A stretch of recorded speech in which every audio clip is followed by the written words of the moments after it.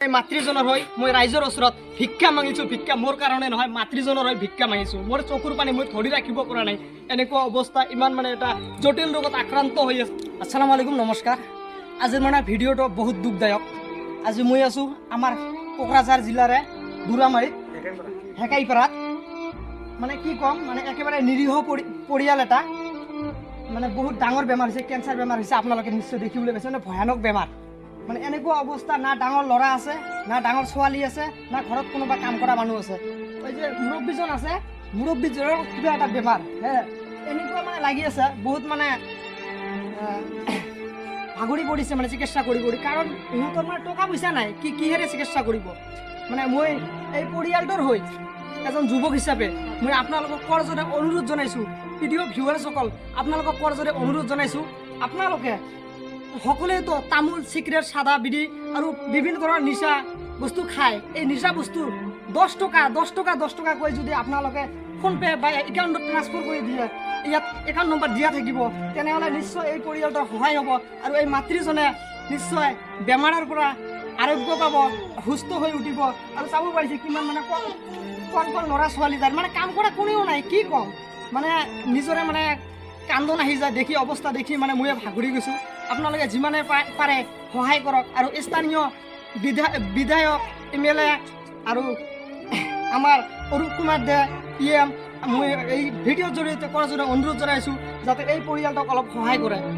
এই পৰিয়ালটোৰ কোনেও নাই, একেবাৰে মানে দৰিদ্ৰ, মানে কি ক'ম, মানে দৰিদ্ৰৰ সীমা নাই, এনেকুৱা অৱস্থা। চিকিৎসাবিহীন হৈ ঘৰত পৰি আছে। যিমানখিনি আৰ্থিক টকা আছিলে সিমানখিনি সম্পূৰ্ণ মানে শেষ কৰিছে, শুনিবলৈ পাইছোঁ, আৰু ঋণো কৰিছে। কিন্তু এতিয়া মানে অসহায় হৈ পৰিছে, ঘৰতে পৰি আছে। আপোনালোকে আহক, অলপ এই ফেমিলিটোক সহায় কৰক, সহায় কৰি যাতে সুস্থ হয় আৰু এই ল'ৰা ছোৱালীসকলক যাতে এই সৰুকালতে হেৰুৱাই যাব লগা নহয়। হাতযোৰ কৰি মুখ্যমন্ত্ৰী বা ৰাইজে কি চায়, আমি মুখ্যমন্ত্রী থেকে সহায় চাই, রাজ্য থেকে সহায় চাই, আর আমি সহায় চাই যেটুকু পাই আর চিকিৎসা করার কোনো দূরে আপনার তো কেউ নাই। ওই যে সুন্দর লড়া আমার একটু বেমার, কিমান দিনৰ পৰা বেমাৰ হৈ আছে? আমাৰ বহুদিন 25-30 বছৰ আৰু এই যে আপোনাৰ লাইফত বহুদিন থেকে মানে আজি এবারে 1 বছর থেকে মানে বই দিছে। যিয়ে নহওক, আপোনালোকে শুনিবলৈ পাইছে, মই এই মাতৃজনৰ হৈ মই ৰাইজৰ ওচৰত ভিক্ষা মাগিছোঁ। ভিক্ষা মোৰ কাৰণে নহয়, মাতৃজনৰ হৈ ভিক্ষা মাগিছোঁ। মোৰ চকুৰ পানী মই ধৰি ৰাখিব পৰা নাই। এনেকুৱা অৱস্থা, ইমান মানে এটা জটিল ৰোগত আক্ৰান্ত হৈ আছে। আপোনালোকে নিশ্চয় দেখিবলৈ পাইছে, জটিল ৰোগত আক্ৰান্ত হৈ আছে। আপোনালোকে যিমানে পাৰে 10 টকা, 5 টকা, 20 টকা, 50 টকা, 100 টকা, 200 টকা যিমান পাৰে দি সহায় কৰক। আপোনালোকে সহায় কৰক। মানে বহুত মানে ভয়ানক বেমাৰ, কোনেও নাই পৰিয়ালটোৰ। আৰু ৰাইজেও যিমান পাৰে সহায় কৰক।